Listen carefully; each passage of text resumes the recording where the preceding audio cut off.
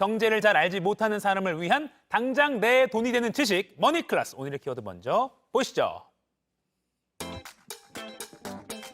달걀을 한 바구니에 담지 마라. 분산 투자가 답이다. 요즘 코스피 2,500 돌파 이 소식에 이참에 나도 한번 주식 해볼까 하시는 분들 계시죠. 자, 다시 투자를 시작하려는 분들께 많이 들어는 봤지만 막상 잘은 모르는 이 투자의 원칙 짚어드리고자 합니다. 바로 달걀을 한 바구니에 담지 말라. 특정 자산에 집중 투자하기보다는 분산 투자를 해서 위험 부담을 줄이는 방법 자세히 알아보겠습니다.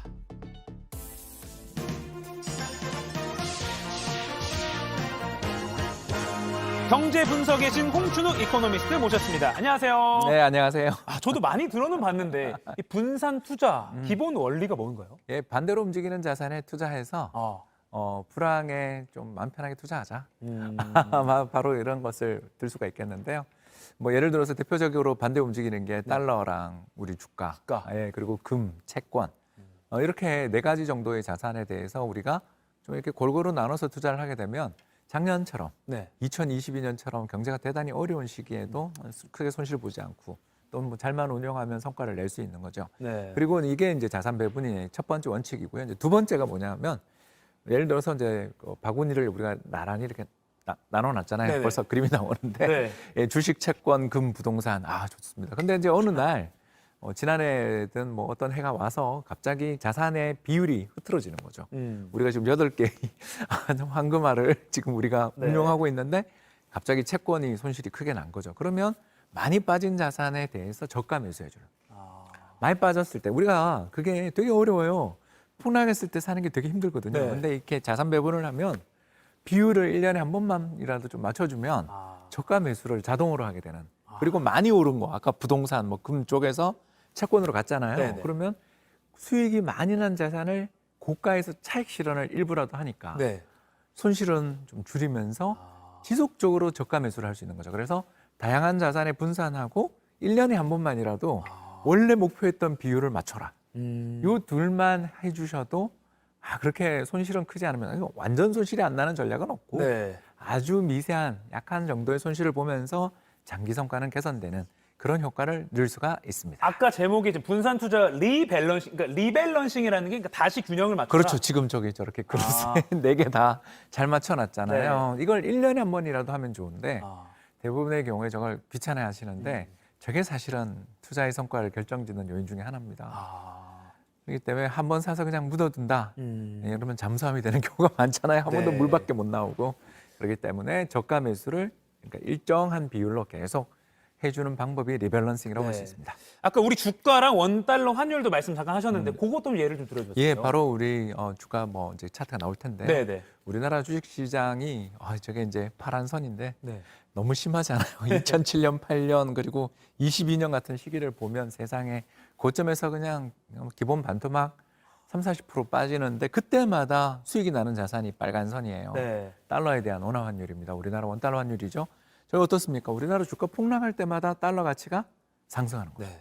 그렇기 때문에 평상시에 주식에 너무너무 올해 같은 날 주식이 좋아 보이잖아요. 제가 뭐 연초부터 주식 좋다고 그랬잖아요. 근데 너무너무 주가가 오를 것 같고 이제 나 좀 사볼까라는 분들 되게 많잖아요. 그런 분들에게 이거 차트를 보여드리고 싶은 게 우리의 예상이 빗나갔을 때도 돈을 벌어야 되지 않겠습니까?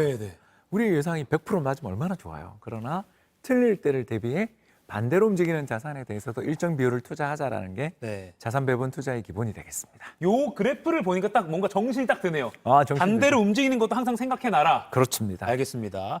자, 근데 분산 투자를 하면요, 뭐 주식이나 뭐 채권, 금 이런 거에 한 종류에만 뭐 소위 시체말로 뭐 몰빵이라는 말을 온라인 용어로 쓰죠. 그렇게 하는 것보다 수익률이 더 낮나요? 나은 경우도 있고 나쁜 경우도 있겠죠. 그러나 그렇게 부족하진 않다. 그러니까 이거가 이제 핵심인 거죠. 그러니까 100% 확신을 가지고 이야기할 수 있는 건 세상에 없어요. 그거는 뭐 저희들 경제학자들 맨날 틀리잖아요. 그러니까 어쩔 수가 없어요. 왜냐하면 뭐 전쟁이 날 줄 누가 알았으며 그렇죠. 또 거기다가 코로나는 정말 충격이었잖아요. 그렇기 때문에 장기적으로 봤을 때 주식이 자산 중에서 수익률이 제일 높다. 이거는 뭐 맞는 이야기고요. 그래서 한번 차트별로 우리가 자산별로 한번 성과를 한번 비교해 볼 수 있으면 좋은데 코스피가 지난 20년간, 그러니까 2001년부터 22년 진짜 지난 20년간 연평균 수익률이 7%, S&P 500 미국 주식이죠. 네. 저게 7.6%. 근데 손실 횟수, 그러니까 마이너스가 난 횟수를 살펴보시면 네. 엄청나게 자주 20년 동안 8번, 6번씩 손실이 나니까 주식이나 이런 게 얼마나 위험한지를 알 수 있죠. 네. 자, 그런데 이제 아까 이야기했던 네 군데 자산에 분산 투자하면 20년 동안 마이너스 성과가 난 게 단 3번. 그칠 뿐만 아니라 수익률도 그렇게 나쁘지 않죠. 근데 이걸 절대적으로 이제 비교를 할 수는 없는 게 네.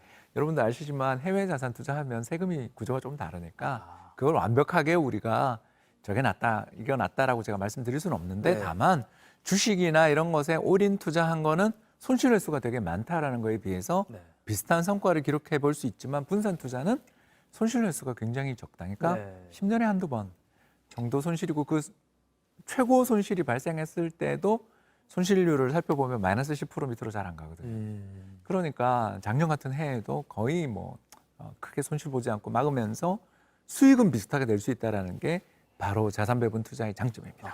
이렇게 보니까 또 한 번 더 설득이 되는 것 같습니다.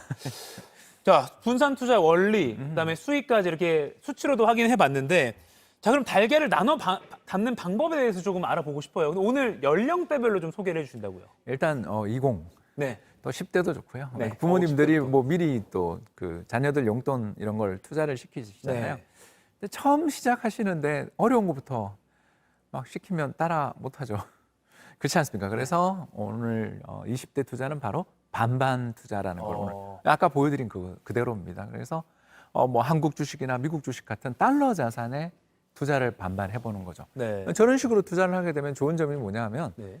이제 작년이죠. 작년 우리나라 주식시장이 한 30% 빠졌잖아요. 네. 그런데 달러에 대한 원화 환율이 작년에 1,450원까지 갔던 거 기억나시죠? 네네네. 네, 그러면서 미국 주식은 우리보다 또 덜 빠졌어요. 자, 그러면 달러 자산에 투자를 하는 과정에서 한국 주식에만 올인하는 게 아니라 다른 나라 달러 자산에도 투자를 하게 되니까 어떻게 돼요? 상대적으로 달러 자산에서는 플러스가 아마 났을 가능성이, 왜냐면 환차익이 생기니까. 네. 이런 것들 때문에 한국 원화가 한국 주식이 꼭 좋아요. 좋을 때도 있지만 네. 안 좋을 때도 있다라는 걸 생각해 보면 다른 나라 자산에 대해서 투자가 필요하다고 볼 수 있습니다. 네. 그리고 30대는 또 어떻게 할까요? 이제 30대는 이제 투자의 경험이 좀 쌓이지만 깨먹으면 큰일 나잖아요. 왜냐하면 이제 지출도 많은 시기. 지출도 많고 또 어떻게 보면 조금은 안전한 자산도 좀 필요하잖아요. 그래서 한국 주식, 미국 주식, 미국 국채에다가 333 투자. 그런데 이제 이 자산 전략이 되게 좋은 전략인 게 뭐냐면 이게 채권이 딱 들어가니까 네. 손실 횟수가 확 줄어요. 그러면서 주식 비중이 전체 자산의 66%나 되니까 성과도 또 괜찮고요. 그러면서 전체 자산의 또 66%가 미국 달러 자산이잖아요. 네. 국채도 있고 주식도 있죠. 이러니까 작년처럼 환율 급등하는 시기에는 우리 원화 자산이 되게 힘들었지만 네. 달러 자산에 투자한 데서 손실을 거의 억제하는. 그래서 제가 작년에 요 자산 전략을 제일 많이 추천하고 다니는데 이 전략대로 하신 분들이 박사님 작년에 마이너스 0.5%에서 막았어요라는 이야기를 듣고서 얼마나 기분이 좋던지. 네. 여러분 생각해 보십시오. 작년 같은 해에 그렇죠. 마이너스가 나는 걸 피할 수는 없었지만 그 정도로 손실을 억제할 수 있다는 게 굉장히 좋은 장점입니다. 국경과 그다음에 투자 형태 종류를 다 섞어놓은 아주 좋은 전략. 좋은 조화롭네요. 네. 40대. 이 40대 투자자들은 부동산에 한이 맺혀 계시죠. 한국 사람들이 부동산에 되게 한이 맺혀 있는데 한국 부동산에 투자하는 대신 미국 리츠에 투자를 하자라는 게 바로 이 자산 전략의 핵심입니다. 그래서 네. 탈무드 투자법 말 그대로 자산을 현금, 사업, 부동산에 투자하라라는 유대교 랍비의 조언을 받아들인 전략인데요. 이걸 추천하는 이유를 그림 하나만 좀 더 보여주시면 네네네. 감사하겠습니다. 이게 바로 뭐냐면 빨간 선은 미국의 주택 가격, 파란 선은 한국의 주택 가격인데 둘이 거의 특히 2008년 글로벌 금융위기 이후에는 똑같이 움직이죠. 비슷하게 경향성이 있네요. 왜 그러냐? 우리 경제가 이제 다 열렸잖아요. 외환 시장도 개방됐죠. 주식 시장 개방됐죠. 이제 드디어 부동산도 외국인이 산다는 이야기 많이 들으셨죠. 그러니까 네. 다른 나라 부동산이랑 한국이 비슷하게 가고 이제 올해는 둘 다 엄청 빠지고 있죠. 그러니까 이 차트를 보면 우리가 한 가지 알 수 있는 게 뭐냐면 한국 부동산은 하나는 가지고 있어야 돼라고 이야기하시는 분들이 한국 부동산은 올랐다라는 것만 이야기하시는데 한국 부동산이 가지고 있는 문제도 있잖아요. 없지 네. 않지 않습니까? 일단 돈이 크게 들어야 되고요. 또 그 투입되고 나면 가격 상승의 매력은 있을지 모르지만 뭐 이자를 준다든가 그렇죠, 묶여 있죠. 네. 이 문제들을 이 리츠에 바로 해외 부동산 투자 신탁 증권, 이 이름이 어려워서 그냥 리츠라고 할게요. 네. 주식처럼 쪼개서 거래 가능한 부동산입니다. 그리고 주식처럼 매매가 가능해요. 그래서 이 자산에 투자를 하면 가격 상승의 매력도 그대로 따라갈 수 있죠. 거기다가 두 번째가 뭐냐면 이자를 줘요. 그래서 지금 미국 리츠 이자가 얼마냐면 한 4.3% 주거든요. 지금 은행 이자보다 좋아요. 네. 그러니까 부동산 리츠나 이런 게 뭐 언제 오를지 저도 모르죠. 네. 부동산 가격이 지금 빠지니까. 그러나 먼 미래에 부동산이라는 게 결국 장기적으로는 우상향한다고 생각하시면 이것도 상당히 좋은 전략이라고 볼 수 있습니다. 네. 지금 시간이 많지는 않지만 우리 50대 시청자분들 빼놓으면 안 되니까 50대는 어떻게 투자해야 됩니까? 예, 여기다 금을 더하시면 됩니다. 아, 금을 더해라. 50대 이상 투자는 저렇게 한국 주식, 미국 국채, 리츠까지 똑같고요. 네. 네, 금을 더하는 거죠. 아하. 왜 금을 더하냐? 물가가 오를까 봐. 인플레이션이 발생하면 어떻게 돼요? 자산의 가치들이 떨어지는 경우가 많죠. 네. 그런데 50대 이상은 손실 한번 나면 큰일 나죠. 다시 내가 근로소득으로 복구할 수가 좀 어려울 수 있으니까. 그때 금을 투자함으로써 인플레이션, 작년처럼 물가가 급등하는 시기에도 손실을 억제하고 수익을 낼 수 있게끔 도와주는 그런 포트폴리오입니다. 네. 그래서 약간 상징성 있는. 네, 그렇습니다. 자, 그러면 마지막으로요. 분산 투자할 때 좀 뭘 어떻게 사야 될지 시청자들에게 조언을 해주시죠. ETF가 좋습니다. ETF. 예, 상장 지수 펀드가 전 제일 좋다고 생각합니다. 그래서 한국은 코스피 200을 추종하는 ETF. 네. 한국을 대표하는 기업들이죠. 네. 그리고 미국은 미국을 대표하는 S&P 500 기업 ETF.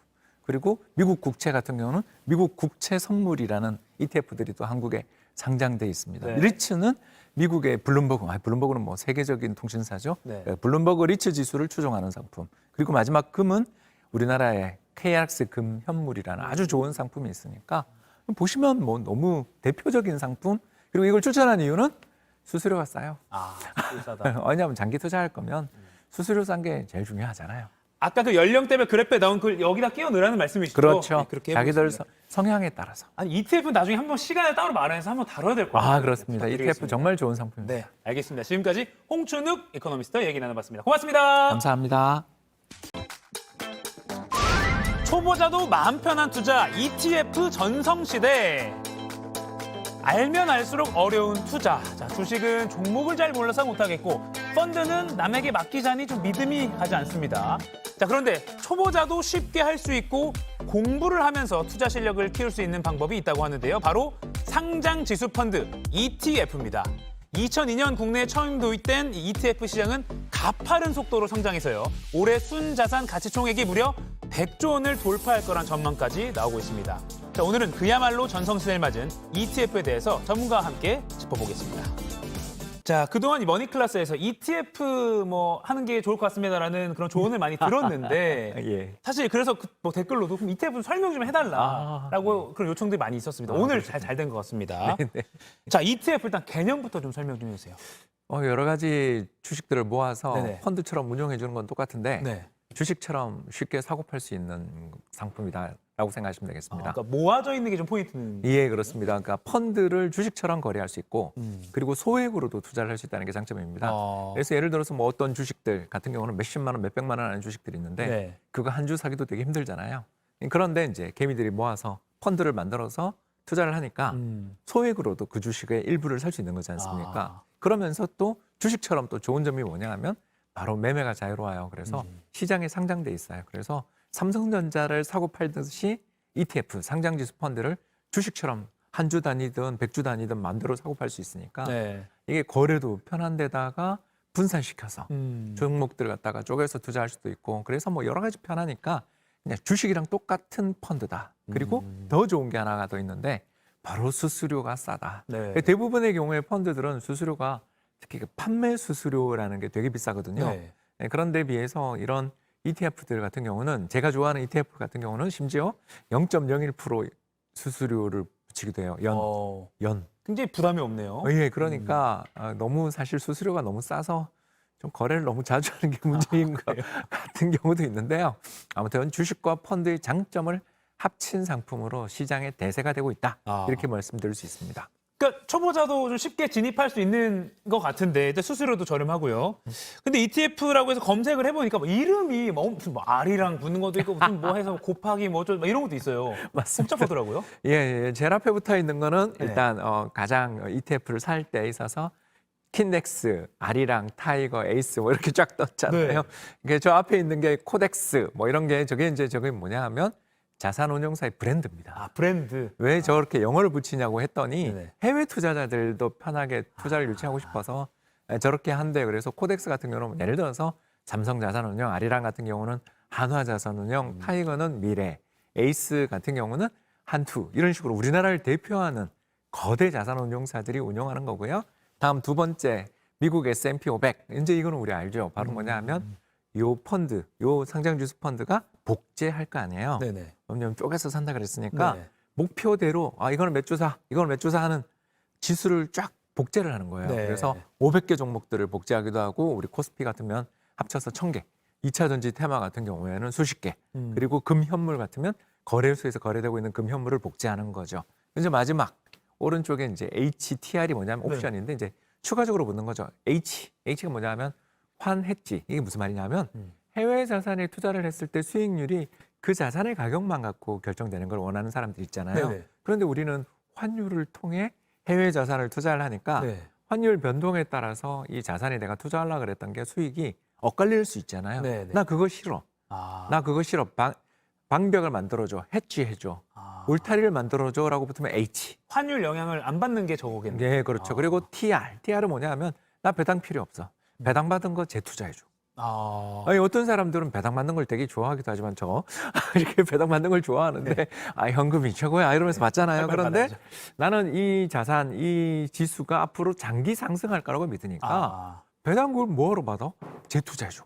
토털 리턴, TR. 이름이 좀 어려워 보이지만 알고 보면 별거 아닙니다. 그러니까 이름만 봐도 어떤 지수를 추종하는 거고 어떤 성격이거를 대충 알 수 있는 거군요. 그렇죠. 그래서 브랜드가 중요한 거죠. 그래서 그러네요. 다들 기억에 쏙쏙 남는 브랜드를 만들기 위해서 사실은 브랜드를 교체하기도 하고 아. 그러긴 하는데 일단 제가 봤을 때 뭐 코덱스, 타이거, 아리랑, 에이스 같은 브랜드들은 앞으로도 상당히 오래 갈 테니까 저기 어디구나. 투자하다 보면 잘 외워지니까 네. 그냥 너무 그거에 신경 쓰지 마시고 하시면 되겠습니다. 설명 듣고 나니까 예를 들어 기사 하나를 볼 때도 저게 그거구나라고 좀 알고 좀 시작할 수 있을 것 같아요. 맞습니다. 자, 근데 이렇게 많은 상품이 있는데 어떤 걸 좀 골라서 투자해야 하나 조금 더 자세히 들어가 보죠. 예, 펀드를 살 때도 보면 펀드 매니저가 누구야? 어느 회사야? 믿을만해. 예, 이 회사의 펀드 매니저는 맨날 직장을 옮겼나 아닌가? 아. 저 같은 사람이 운영하면 안 되는 거죠. 저같이 자주 옮기면 안 되는 네. 거고요. 지금 스타트업. 네. 그러니까 이런 식으로 너무 자주 옮기면 안 되고 이런 사람들에 대해서 우리가 관찰을 해야 되는 것처럼 네. ETF도 4가지 정도 중요한 게 있습니다. 4가지? 예, 그래서 제일 중요한 건 순자산 가치. 그러니까 뭐냐 하면 이 ETF가 추종하고 있는 인덱스 있잖아요. 뭐 코스피 100, S&P 500, 네. 다우지수, 나스닥 지수 같은 데를 얼마나 잘 따라가는지, 저 가치는 얼마나 되는지 나오죠. 주식이나 현금이나 배당이나 이런 것들이 얼마나 가치가 있는지, 주당 가치가 있는지. 네. 이게 높으면 좋은 거죠, 그죠? 네네. 안 그렇습니까? 그리고 이제 두 번째가 바로 뭐냐 하면 이 순자산 가치와 주가가 그러면 같이 움직이는지가 중요하지 않겠어요? 네네. 그게 괴리율입니다. 아. 그래서 이 괴리율이 제일 중요하다고 볼 수 있는데요. 쉽게 얘기해서 시장 가격과 순자산 가치가 일치해야 되잖아요. 가장 가까울수록 좋은 거죠. 그렇죠. 이렇게 딱 붙어 있어야 되는데 좀 떨어져 있어요. 이건 뭘 뜻해요? 이건 뭔가 문제가 있는 거죠. 그렇지 않습니까? 이 네네. 복제하겠다고 이야기한 게 있고 잘 따라가고 있는데 세상에 왜 주가는 이거랑 차이가 있어? 네네. 이건 뭔가 문제가 있는 거잖아요. 네네네. 그러면 우리 수수료가 연간 0.01%라고 좋아할 문제가 아니죠. 이 가치가 떨어지면 안 되는 거니까. 네. 그리고 이제 그 다음에는 이거에서부터 이제 연속해서 나오게 되는 또 다른 부분들이 바로 운용 규모. 운용 규모. 왜냐하면 운용 규모가 많으면 많을수록 괴리율도 줄 가능성이 있겠죠. 네. 그리고 마지막 아까 제가 이야기했던 수수료 낮은 게 최고죠. 자, 그래서 대체로 어떤 ETF들을 고르러 가셨을 때 순자산 가치와 괴리율 이런 것들을 잘 쳐다보기 좋은데 좀 어렵잖아요. 네네. 그러면 그냥 운용 규모가 크고 수수료 싼 상품이면 대체로 괴리율도 왜냐하면 거래가 잘 되니까 네. 괴리율도 좀 줄어들 가능성이 있다.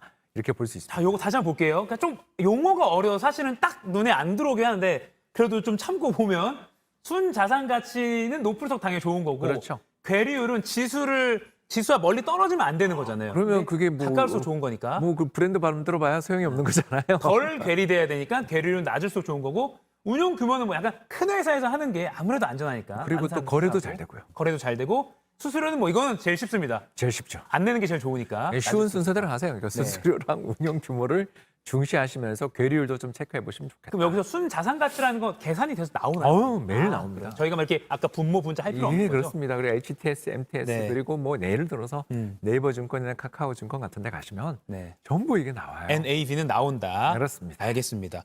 자, 요즘 기사 보니까 뭐 국내 금융시장 불안하고 뭐 좀 약간 못 믿어올 때마다 당연히 ETF 뭐 인기가 있지만 채권 시장으로도 그렇습니다. 투자금이 몰린다. 그러면 채권도 ETF로 투자를 할 수 있는 건가요? 그렇습니다. 저는 사실 우리 개인들이 이제는 꼭 그렇게 소액 채권 그렇게 사야 되는지 의심이 들어요. 그냥 ETF 사면 되거든요. ETF의 장점이 아까 이야기했잖아요. 조금의 금액으로도 거래할 수 있잖아요. 네. 그리고 두 번째가 뭐였죠? 저렴한 수수료. 세상에 근데 채권이라는 것 자체가 금리 사실 많이 줘봐야 5% 4%인데 수수료 1% 떼면 그거 어디다 씁니까? 그러게요. 예, 그러니까 수수료 적게 떼면서 거래도 잘 되는 그런 채권 ETF의 투자도 한번 해보시면 이게 진짜 좋습니다. 채권 ETF. 예, 그래서 특히 채권 ETF 중에서 또 제가 재밌는 걸 여기 그림에 네. 너무 글자가 작아서 죄송한데요. 여기 보시면 막 정말 다양한 종류의 채권이 있는데 잠깐 잘 보이지는 않지만 회사채라는 게 지금 여기 바로 있습니다. 네. 이 회사채 같은 경우는 어떤 회사채냐 하면 바로 2023년 11월 만기가 되는 회사채. 야, 이러면 이거 저 이제 편하게 이야기하자면 은행 예금이 필요 있나? 만기까지 내가 짧은 만기까지 두고 있는데 그 사이에 가격이 빠지거나 또는 급등할까 무서워서 우리가 은행 예금했잖아요. 네네. 그렇지 않습니까? 네. 단기 자금이 있는데. 네. 근데 만기가 딱 매칭돼서 만기까지 그대로 난 원금과 이자를 한 방에 다 받을 수 있는 그리고 그게 시장에 상장돼 있어서 언제든지 거래가 가능한 네. 이런 종류의 채권들 상품들이 있다면 은행 예금이랑 잘 비교해 보면 수익률을 비교해 보면 어떨 때는 은행 예금보다 더 나을 수도 있는 거죠. 아까 말씀하신 게 올해 11월 만기면 한 6개월 적금된다는 생각으로 해도 되는 거죠. 그렇죠. 그러면서 그 만기 때 원리금 이자 다 받을 수 있고 또 그 전에도 매매가 가능해요. 근데 우리가 은행 예금할 때 문제가 하나 있잖아요. 만기까지 보유 안 하면 이자 다 받으세요? 그게 문제죠. 중도 해지 뭐 이런 거. 중도 해지 수수료가 있는데 비해서 ETF는 그런 거 없잖아요. 그래서 채권 투자를 함에 있어서도 여러분한테 꼭 말씀드리고 싶은 게 나 채권을 뭐 꼭 그걸 사야 된다고 생각하시기 쉬운데 ETF로 분산해서 소액으로도 투자할 수 있고 ETF, 채권 ETF 보면 만기까지만 보유하는 몇 개월 남은 만기, 1년 남은 만기 상품들이 시장에서 엄청 거래가 잘 되니까 채권 투자는 ETF로 부탁드립니다. 알겠습니다. 채권 투자 ETF로. 자, 마지막으로 시간이 많지는 않은데 그 개인 투자자들이 뭐 초고수익을 쫓아서 뭐 레버리지, 고버스 뭐 이런 걸 추종하는 사람들이 많은데 요거 좀 어떻게 보세요? 네, 굉장히 부정적으로 봅니다. 네네. 조심해야 됩니다. 왜 그러냐면 빚을 지는 거거든요. 그러니까 곧버스가 뭐냐? 한마디로 말하면 주가가 하락하면 돈을 버는 거예요. 네네. 인버스 뭐 이런 게 다 반대로 움직인다는 뜻인데 네네. 거기다가 레버리지를 한 거예요. 그러니까 빚을 져서 투자하는 거죠. 예를 들어서 제가 이제 이번 우리 CFD 사태 아시죠? 네. 모 증권사 때문에 요새. 거기서 신용융자를 받아서 돈을 대출받아서 투자하신 분이 한가 맞으면서 하루 만에 바로 파산하는 거 보셨죠? 네. 그리고 지금 손실 금액이 날로 커졌죠. 네. 그러니까 이런 거에서 보는 것처럼 빚져서 투자한다라는 것은 오를 때는 정말 좋은데 자기가 생각했던 방향 반대로 가는 순간 치명타죠. 치명타를 네. 받을 수 있고 더 문제가 뭐냐면 그런 식으로 곧버스랑 레버리지 펀드 투자들이 막 붐을 이룰 때가 지나고 보면 주식시장이 굉장히 위험할 때. 네. 그게 무슨 말이냐 하면 시장이 거의 고점 근처에서 위태로울 때 남들이 돈 번 걸 보면서 내가 진작 안 샀지? 빚을 내서. 이렇게 그렇게 고민을 하고 속 타는 마음을 가지시는 분들이 네. 이 바로 이제 B2 사이클에 접어들게 되는데 네. 그 B2 사이클, 이건 코스피고요. 네. 코스피 말고 이제 저 빨간 선이 뭐냐 하면 네. 신용융자입니다. 돈 빌려 주식 사는 거죠. 저 신용융자 잔고가 급증했을 때 저 파란 막대기 영역들을 보십시오. 저렇게 급증한 다음에 그 뒤에 좋은 적이 없어요. 왜? 그러니까 뒤늦게 들어가는 거예요. 뒤늦게 들어가거든요. 그래서 저 신용융자를 이제 증권사들이 위험하니까 안 주려고 그러잖아요. 그때 이제 레버리지를 ETF를 사시는 거죠. 왜냐하면 돈도 더 안 빌려주고 더 이상 빌릴 수 없다라고 생각될 때 이제 최악은 어떤 거냐면 신용융자로 2배, 3배 돈을 자기 원금이 1,000만 원이면 2,000만 원, 3,000만 원을 신용융자를 해서 그걸로 레버리지를 또 사면 그래서 주식시장의 사이클에서 저희들이 항상 곧버스, 인버스, 뭐 레버리지 그리고 신용융자 이런 뉴스가 나오면 조심해야 되겠구나. 조심해야겠다. 그렇게 생각합니다. 알겠습니다. 주의해야겠습니다. ETF 오늘 잘 정리했습니다. 지금까지 머니클래스 홍춘욱 이코노미스트였습니다. 고맙습니다. 감사합니다.